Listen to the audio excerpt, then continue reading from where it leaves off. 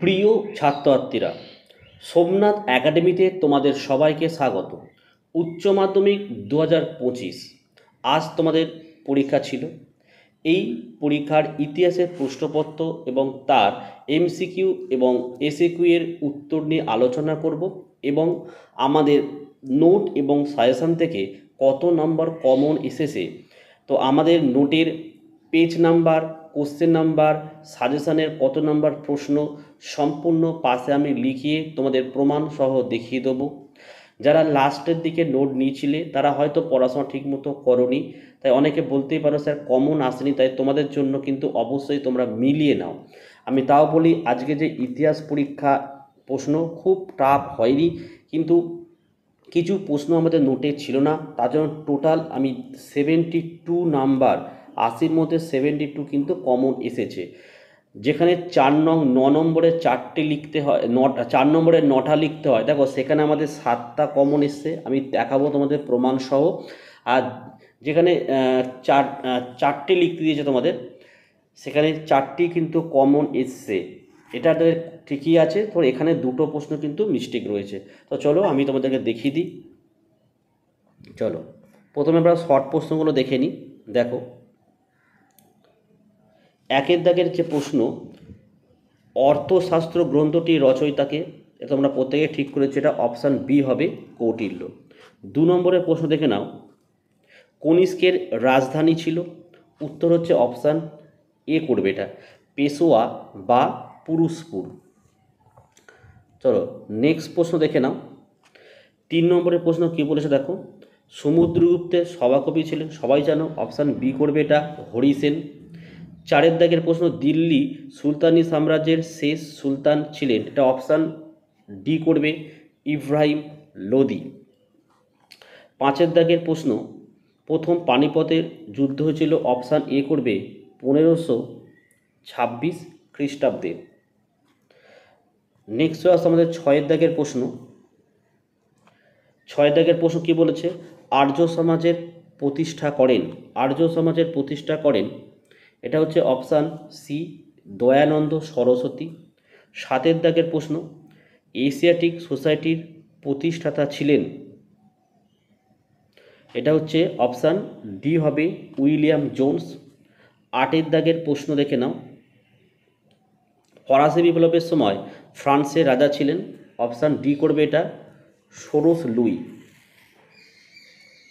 এবার দেখো 9 দাগের প্রশ্ন, দ্বিতীয় বিশ্বযুদ্ধ শুরু হয়েছিল, অপশান এ করবে 1939 খ্রিস্টাব্দে। 10 দাগের প্রশ্ন, সম্মিলিত জাতিপুঞ্জের সদর দপ্তর ছিল, অপশান সি করবে নিউ ইয়র্ক। আচ্ছা 11 দাগের প্রশ্ন দেখে নাও, the spirit of the laws বইটি লিখেছিলেন, অপশান এ করবে, এটা মন্তেস্কু হবে, এটা কিন্তু অপশান এ মন্তেস্কু।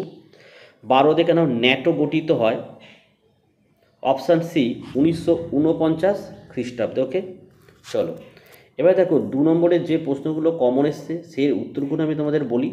দেখো,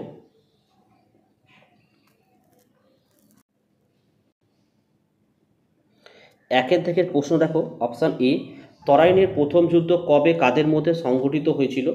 তরাইনের প্রথম যুদ্ধ 1191 খ্রিস্টাব্দে মোহাম্মদ ঘুরির সাথে পৃথ্বীরাজ চৌহানের হয়েছিল, ঠিক আছে। বি এর প্রশ্নটা, ওয়াহাবি কথার অর্থ কি? ভারতের এই আন্দোলনের প্রকৃত প্রতিষ্ঠাতাকে দেখো, তোমার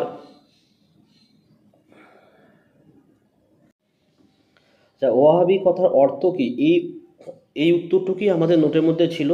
এর অর্থ হচ্ছে নবজাগরণ। আর ভারতে এই আন্দোলনের প্রকৃত প্রতিষ্ঠাতাকে, এটা কিন্তু ছিল না, ঠিক আছে। সি এর দাগের প্রশ্নটি তোমরা দেখো কি বলেছে, কে কবে সতীদাহ প্রথা নিষিদ্ধ করে? তো এটার উত্তর তোমরা আশা করি প্রত্যেকে ঠিক করেছো, যে ব্রিটিশ ভারতের governor general Lord William Bentinck 1829 খ্রিস্টাব্দে 4 ডিসেম্বর এই আইন নিষিদ্ধ করেন। আচ্ছা ডি এর প্রশ্নটা, কবে কার উদ্যোগে মুসলিম লীগ প্রতিষ্ঠিত হয়? 1906 খ্রিস্টাব্দে নবাব সলিমুল্লাহের উদ্যোগে কিন্তু মুসলিম লীগ প্রতিষ্ঠিত হয়। আচ্ছা, তারপরে দেখো এর প্রশ্নটা, খিলাফত আন্দোলনের দুজন নেতার নাম লেখো। এটা তোমরা লিখবে মোহাম্মদ আলী ও শওকত আলী। আচ্ছা, অলিন্দ যুদ্ধ কি? লিখবে এটা বিপ্লবী আন্দোলনের সময় অরবিন্দ ঘোষ সহ একদল বিপ্লবীর বিরুদ্ধে যে মামলা হয়েছিল তাকে আলিপুর বোমা মামলা বলে, আর এটাই হচ্ছে অলিন্দ যুদ্ধ।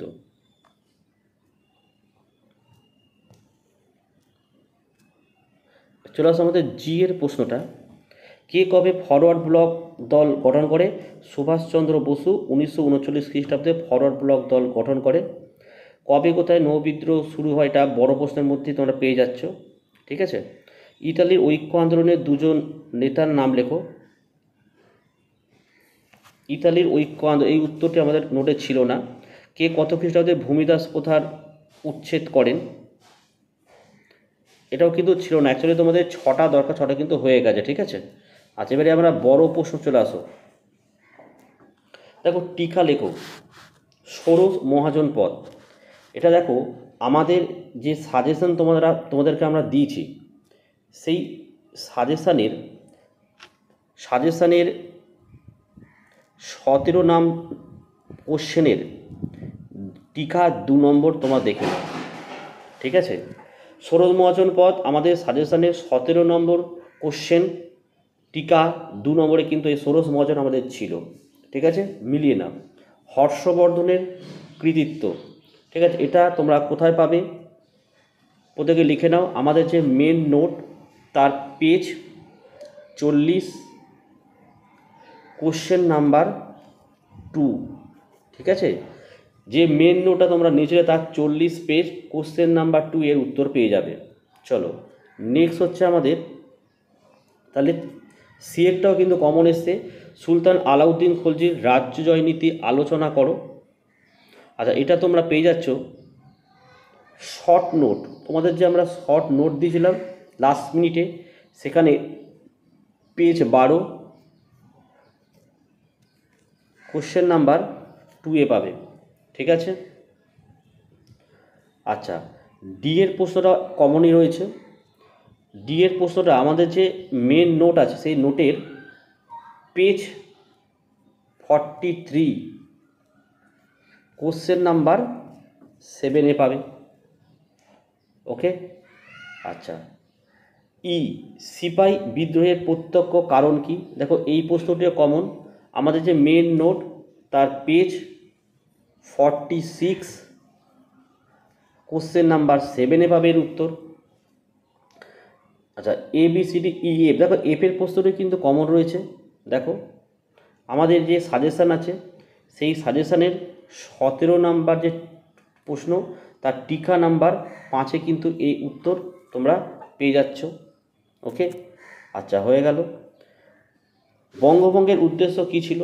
জালিয়ানওয়ালাবাগের হত্যাকাণ্ড, ইয়ং বেঙ্গল দলের সংক্ষিপ্ত পরিচয়, প্রাচ্য পাশ্চাত্য দ্বন্দ্ব, প্রথম বিশ্বযুদ্ধের জন্য জার্মানি কতক্ষণ না দায়ী। দেখো এই প্রশ্নটি প্রথম বিশ্বযুদ্ধের কারণের মধ্যে কিন্তু এই পার্টটা রয়েছে। যারা পড়েছো প্রথম বিশ্বযুদ্ধ অবশ্যই তোমরা লিখতে পেরেছো। আমাদের নোটের পেজ 57, কোশ্চেন নাম্বার 26 এর উত্তর পেয়ে যাবে। আচ্ছা, জাতিসংঘের ব্যর্থতার কারণ কি? ইতালির ঐক্য আন্দোলনের কাবুরের ভূমিকা আমাদের ছিল, মার্সেনির ভূমিকা ছিল, আর রুশ বিপ্লবের রাজনৈতিক প্রেক্ষাপট। দেখো টোটাল এখানে আমাদের 7টি প্রশ্ন কিন্তু কমন এসছে। আমি তোমাদের বলেছি যেগুলো কমন আসবে আমি তোমাদের সেগুলো বলবো, যেগুলো আসেনি সেগুলো কিন্তু আমি তোমাদের বলবো, জাস্ট মুখে বলবো না যে আমার সব কমন এসছে, এত পেজে এই রয়েছে, ঠিক আছে। তোমরা দেখে নিতে পারো এই 7টি প্রশ্ন এখান থেকে কমন এসছে। চলো বিভাগ ঘয়ে চলে আসো। 19 শতকের জাতীয়বাদ বিকাশের সাহিত্য সংবাদপত্রের ভূমিকা বলেছে কিন্তু, তাহলে এই উত্তরটি তোমরা আমাদের যে সাজেশান আছে দেখো 17 নম্বর প্রশ্নের তোমরা 5-এর দাগের প্রশ্নে এর উত্তর পাচ্ছ, 17 নম্বর প্রশ্নে এটা রয়েছে, ওকে। তারপরে চলে আসো, মুসলিম সমাজের সংস্কার আন্দোলনে সৈয়দ আহমেদ খানের ভূমিকা আলোচনা করো। এটি নোটে ছিল না। ভারত ছাড়ো আন্দোলন, এটা দেখে নাও পেজ 47, কোশ্চেন নাম্বার 13, ওকে। কোশ্চেন নাম্বার 13-তে উত্তর পেয়ে যাবে, হয়ে গেল। ডি দেখো নৌ বিদ্রোহ হচ্ছে নৌবিদ্যুতের কারণ বর্ণনা করে, এটাও কিন্তু কমনই রয়েছে।